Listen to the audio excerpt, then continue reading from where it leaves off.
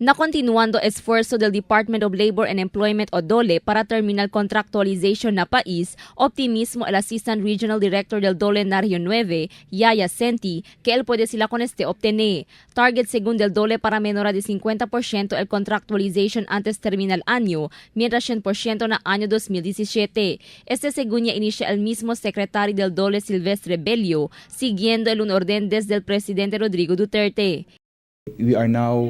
We have to achieve the 50% that ENDO will be reduced this year, and next year by 2017 that will be eliminated or abolished throughout the country.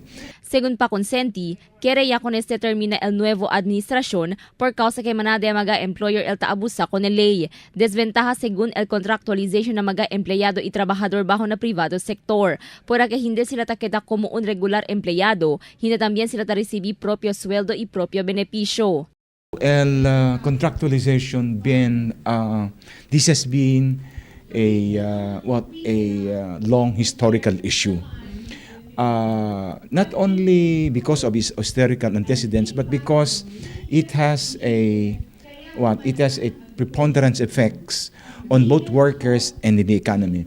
When it comes to workers, sabi ustedes, a worker working beyond 6 months should be regularized according to the law itself. But what happened if you look at manada mga company dito, mga establishments, ay termina sila before the 5 months period so that the workers will not be regularized, circumventing the laws. So carry this here, if you are not regular, you will not get the benefits mandated by law. Mal efekto según este nalaw del working sector, ita kontribuhin na pobresa. Pobresa na kasoon hindi tadali el cosa debe para na mga trabajador, especialmente na asunto financial. El momento termina según con el contractualization, el contribuir según este para más progresa la economía del país. Crystal Almonía, Dateline Zamboanga.